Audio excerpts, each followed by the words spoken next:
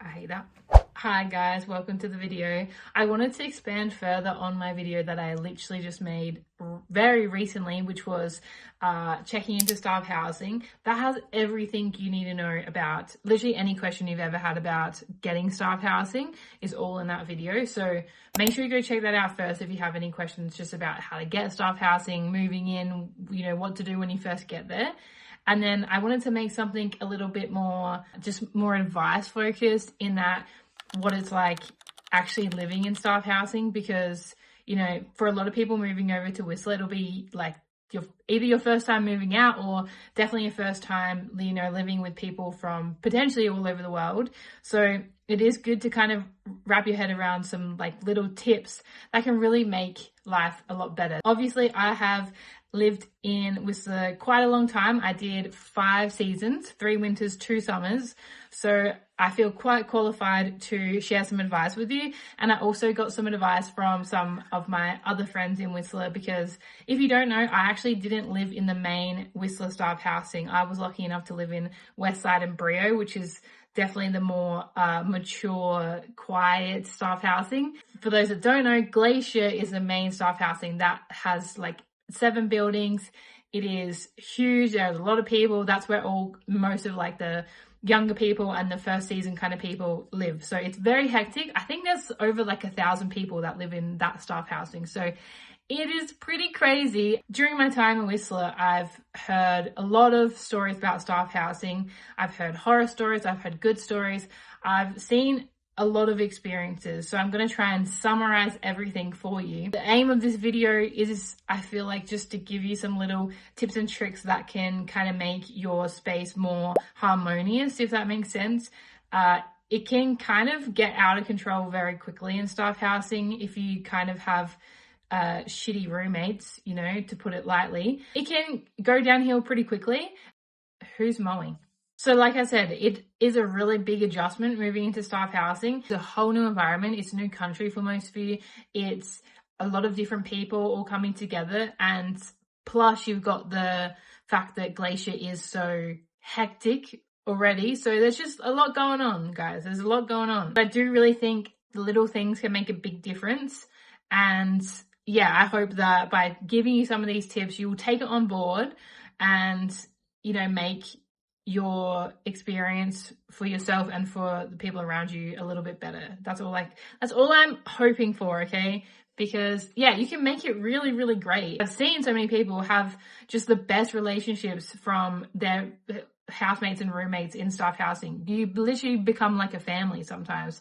So it can be like a really special thing if you wanted to. Firstly, just to touch on, when I know it's kind of confusing when you're coming over, you don't know what you need. So I personally recommend getting some sort of bedding on your way. You can hopefully stop at Walmart on your way or something. See what you can do, or you can just wait till you get into Whistler, then work it out. But generally you're going to need some sort of new bedding because the bedding they give is very plain. So if you're a bit of a picky sleeper, I would definitely recommend going and getting, I got a new pillow, got a new blanket. Just even if it's something cheap, you might need something a little more. Other than that, you don't really need too much. I would recommend just getting into the space first. You can see what your house has. Like I've mentioned before, the kitchen is set up with everything. The house is set up with everything, but you might need those little things just to, sprucing it up. Especially if you're staying more than a season, it's totally okay to just put a little money into your house. If it's going to make your life better, for instance, air fry, I would just recommend getting an air fryer, whether you split it with your roommates or split it with 2 of you, whatever it is, or if you just buy it yourself. Yeah, it's a couple $100, but it's going to make your life so much better. And especially if you're staying a year, potentially 2 years, it's 100% worth the investment. I can tell you that right now. Cooking can be quite difficult. Some of them don't have ovens. It's just going to make your life better. You want to eat every day, right? There's some things that's 100%. If you feel like you want to buy it, just do it. I wouldn't recommend decking your house out in like a million things that you're not going to be able to bring back home to Australia or wherever you're from. But 100%, if it's just a couple $100 and it's going to make your life better every single day, do it. Spend that money, because you're going to be spending money on other things that you definitely do not need. Okay. Let's talk about sharing a space, because that's the big one, right? You're sharing a space with at least 3 other people, sometimes more. There are some rooms, some units that are 6 people. Sorry to tell you that. But again, it's what you make of it. But ultimately, you're going to be sharing a very small space with a few people. These are people that you've never met before. They are people from different backgrounds, potentially. They're people who have grown up in different households, so they have different levels of cleanliness. They're different levels of, laziness, and people that, may not have the same social skills as you. They, like we said, might have never lived out of home before. There's so many different factors. So the people that you get is going to be a mixed bag. Keep that in mind whenever you have a conversation with someone, or even if it's something that's non-verbal, right? Not everyone is perceiving things the same as you. That's something that I've learned along the way, right? Something that you think is totally normal, and you might be like, oh, like that's so normal, like why are you not doing that? Like you're being really rude. They might not even know. So make sure that you have kind of healthy discussions.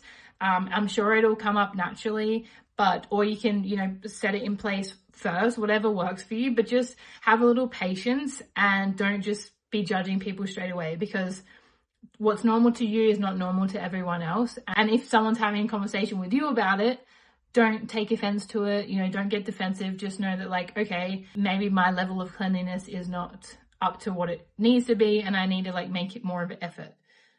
Okay, so if someone's saying, hey, Caitlin, you've not taken the bins out ever, can you do it this time? Just do it. Okay. So yeah, just making sure you be mindful of people's background, and if you need to discuss something with someone, make sure that you do it. I recommend, just make a little group chat. Okay, it's so much easier to talk to someone on the phone than it is in person. If you're really feeling worried about the conflict and worried about having to talk to someone, just text them. It's the easier way out. You just say, hey, would you mind taking the bins? Because I took it last time, whatever it is. A lot of people have said to me, make sure it's really important that you speak up if someone's not pulling their weight, because I think that's generally what happens. You have three people that are similar level of cleanliness or similar habits, and then you might have one person that is not doing their dishes or not taking the bins out or leaving their dirty shoes out or whatever it may be. It's usually one person that may be doing that. So that's not fair on the rest of you. So make sure you say something in a respectful way. There's very easy ways to talk to people and be respectful, and don't be a bitch about it. Before it comes to that, that's why it's important to just make sure that you're doing your part, right? And being respectful of the space. So don't be leaving your shit everywhere. A big one is dishes. I'll get onto dishes. I have heard so many times people not doing their dishes. It really depends on what you're used to. Some people don't wash their dishes straight away, and then there's people that wash their dishes straight away. I feel like you're either one or the other. However, I've been trained. I used to be a non-dishwasher person. I will just do it whenever. And then Stefan is not. He will do them straight away. So I've grown to be that person. So just know that you can change, okay? So yeah, that's a big one that always comes up, especially for the boys. Wash your freaking dishes. The reason that it's important to do dishes is because, number one, there's not much space. So if you've got all your shit in the sink, where's everyone else supposed to put their shit? Number two, you only have a certain amount of fry pans or plates or forks or whatever it is. So if they're all dirty, how's someone else going to cook dinner? So you're literally impacting that person's life. You're kind of being annoying. If it didn't impact the person, it wouldn't matter, but it does. So please try and get in the habit of washing your dishes straight away. Things don't need to soak. If you need to soak something, I don't know what the fuck you're cooking, but things don't need to soak, okay? Very rarely, unless you're making a huge pot of pasta sauce or something, or potato bake or something. You don't need things shouldn't be soaking, okay? But I'm going to get into that in another video, I think, because that's just I'm opening a can of worms there. But yeah, do your dishes. If you take away anything from this, do your dishes. That's what I've been hounded on, okay? Another thing on the kitchen is, again, it's a very small space, and you only have one fridge and one tiny freezer for everyone, right? So it's really hard to stock up on things. So you kind of need to be smart with what you buy, and you need to kind of live more minimalistically. If you don't already, I know that's going to be hard, but you just got to kind of make it work. So that's definitely where you're going to have to change your habits a little bit. Maybe you have to go shopping every couple of days, or maybe you buy more pantry goods rather than fridge stuff, because yeah, like I said, the space is very small. It fully depends on your situation, on whether you want to share food or not. I would say most of the time, don't share food. That's a simpler way to do it. If it's staple items, that's different. I would still ask. I would generally go into staff housing assuming that you are going to have your own food. You will eat your own food. No one will eat your food. That's literally probably the smartest way to go to avoid any confusion. As it goes on, then you may find that you guys end up like cooking dinner together sometimes or sharing food or whatever, but that's like probably unlikely, and it's not going to be all the time. Again, if you're not sure, just talk to someone. Don't just take someone's stuff. That's actually so bad. Please do not eat anyone else's stuff. Make sure you ask, unless you've been told, hey guys, I made this cake, you guys can have a slice, whatever. That's very different. Again, on sharing space, the bathroom. So obviously you're going to share one bathroom. Most of them are set up that there's a sink on its own and then the toilet and shower separate. So I feel like showers are okay. There's always plenty of room for beauty products, but it's more that sink space that you're going to be sharing that. So again, you're going to have to live minimalistically. You're probably just going to have your toothbrush or whatever there, your hairbrush. You're not going to be able to go overboard with having your stuff out all the time. That's something that you might have to change if that's not what you're used to. But you shall survive. I've got a really good toiletries bag that I love, and it can hang up and everything. Maybe you put everything in there and then you take it out only when you're going to do like all your skincare or your makeup or whatever it may be. Boys, I feel like you guys are not too bad, but you're messy. Let me tell you that. You're gross. Ooh. We're going to talk about cleaning elsewhere because, again, there's a whole other thing. We're just going to stick to living harmoniously for now. Oh, another good one. Well, actually, we just kind of talked about this, cleaning. I'm going to keep it simple for now, but I think two things. I think make sure that you do a little bit of cleaning every single day, and then it's not going to get so bad. So, making your bed, that doesn't really affect the house, but maybe picking up your dirty clothes off the floor and doing, like we said, doing your dishes every day. I don't know what else, but just little things so that the house doesn't get so out of control. And then for those bigger things, I think if you're just really clean, good people, you shouldn't have an issue. And obviously you're just going to take turns keeping the space clean. If you're finding that that's not really working, you can do a cleaning schedule or some sort of schedule for, say, the bins. That's the easiest way to avoid any confusion or arguments or conflict. You have a schedule that says, okay, who took the bins out last? Boom, it's your turn next. That's the simplest way to go. I always like to clean. My two ways is, like I said, little cleaning every day, and then you just have like a power hour every now and then. You can get a lot done in an hour, especially in those little homes. I don't know if you want to do it on your own or do it with your roommates, but if you guys all just smash out an hour on a day off, you can have the place literally spotless. So even less, honestly. It's not like you're cleaning a huge mansion on your own, like don't stress. But yeah, sometimes you're going to have to clean up other people's stuff. You're going to mop the floors. You're going to clean the toilet, whatever it may be. And hopefully that your roommates do the same and it will be reciprocal and it'll all be fine, hopefully. On cleaning, I'm fairly sure there are free cleaning supplies in the Whistler housing. So don't go out and buy like a million products. They have cleaning products for you that you can use. So you really have no excuse, okay? Then just some little tips that I've learned along the way. Something that does come up is living with co-workers. So a lot of the time you will be placed with people that you also work with. Just be really careful there because the boundaries can get really sticky. Spending all day together, and if work being really stressful and you're like, not getting along with this person, then you got to go home and live with them. It can be kind of hard, or, maybe it can be the opposite where you're spending all your time together and it's great, but it's like, wow, that's a lot of time together. So just be mindful of that and set boundaries. And, if it is an issue, you can always talk to housing or your boss or whatever, but just know that sometimes you're going to have to spend like 8 hours a day with someone and then go home and spend all day with them, all night with them there. So yeah, just it does get a little funny if it's a weird situation. So just putting that out there.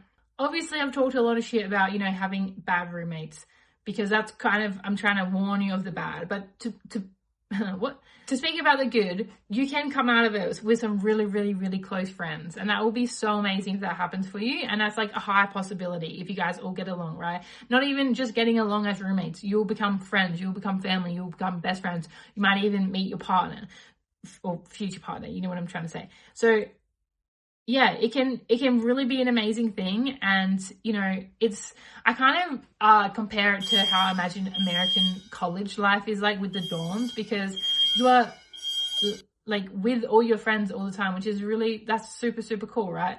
And like I said before, you work together and then you go home, but that can be a really, really cool thing. Like, cool, we get to spend all day together and hang out, and we get to hang out at home and have dinner together or go for drinks or watch a movie, whatever it may be. So you know, really embrace that lifestyle and get to know your roommates, and you know, they can become your best friends. Like, how cool is that? And you're going to have major holidays together too, which is really cool. So you guys are going to have Christmas together. A lot of people have like a roommate little Christmas dinner. How cute is that? You're probably going to celebrate birthdays together. There's going to be a lot that you're going to do together. It can be a really, really super cool thing. So the more you be like a good roommate, the more chance that you're going to make some really, really good friends, right? The final thing that I want to say is just touching on this again, boundaries. Boundaries are so, so, so important. If someone is coming to you with a boundary, you need to respect that, but you also need to make sure that you set your own boundaries and make them known to people. So a really big one that comes up is having people over, especially if you're a girl, living with another girl. If you're going to have a boy over, that's a really, really big one. And you need to be really respectful of your roommate. So it is a big, big no-no to just have a boy come over and sleep in your room without telling your roommate. That's really, really bad. I feel really bad for people that have had that situation happen. Make sure that you ask, especially the fact that they're going to be in your room, okay? Like, if someone's peacefully sleeping, they don't want a random dude in their room with them, right? That's like number one, safety. Number two, ew, like boys, yuck. Make sure that you set the boundary with your roommate. You tell them, hey, I don't want boys in the house ever. You know, maybe that's quite extreme, but or you say, hey, I don't mind if they come over for a bit, but I don't want them sleeping in the same room. They can sleep on the lounge. Or, hey, yeah, I don't mind if they come over or you sleep over, but like, you need to tell me while I'm still awake, or whatever it may be. Just set that boundary and be really clear. And your boundaries can change, right? You might be like, oh yeah, I'm fine with it. And then at a certain point be like, my ass machine. Yeah, your boundaries can change. You might be like, yeah, that's fine. Have boys over. I don't care. And then realize, actually, I'm really feeling uncomfortable with this. It's impacting my sleep, whatever. And you can tell your roommate, hey, sorry, like, I'm really not okay with that anymore. Can you go to their house? Whatever it is, you are so welcome to set that boundary for your, like, it's for your own room. That's your personal space, you know? It might be different in terms of the common areas, like having people over in the lounge room and stuff. You will have to compromise there a bit, okay? People are going to have pre-drinks in your room, or they're going to have people over. That's where you have to be like, okay, a bit of noise, whatever. You can't just kick everyone out all the time. You're probably going to have to put up with a bit of noise sometimes. But in terms of people in your actual bedroom, that is where you're 100% empowered to set rules, you know? Yuck. Gross. So yeah, don't be that person that has people over without asking. Make sure you always ask. Again, you got the group chat. The group chat's so easy. Hey guys, do you mind if I have pre-drinks over? People only be in the house from till 8 p.m. then we'll be quiet. Whatever it is. Hey, do you mind if we host a party? Probably going to be all night. Whatever it is, just ask your roommates first. Most people are good people and they'll say, hey, yeah, I don't care. But make sure that you ask first. That's literally the most important thing. So yeah, be a good roommate. Hopefully that helps. And yeah, I'm going to make another video all on like little tips for keeping the house clean and that kind of thing. Because I know if you've never lived out of home before, it's kind of like overwhelming. Number one, houses get gross so fast. What the fuck? And number two, there's easy things that you can do that make life like a million times better. But I'll get into that another time. Again, like I said, if you have any questions about actually checking into staff housing, how to get staff housing, or anything that type of thing, I'm going to post a video up. It'll be up there, or it'll be in the description. That's where like the real information is. So make sure you check that out. If you have any other questions, I have 10,000 videos for you, and they're all really helpful. If you made it this far, I really, really, really appreciate you, and I'm excited for your journey. If you could please subscribe, I'll really appreciate that. I feel like it doesn't impact you, but it impacts me because it makes me feel really, really special. And I'm trying to get to 1K, so love you. Yeah, if you need anything, if you need literally anything, guys, literally anything. Instagram me and I shall reply. No question is too weird. No question is too annoying. Like I love it, guys. I live for it. I love helping you guys come over here. Like I love it. I have an ebook too if you want to buy that. And yeah, anything else, any resources, whatever, all going to be in the description below. I appreciate you guys so much, and I will see you in the next one. Bye.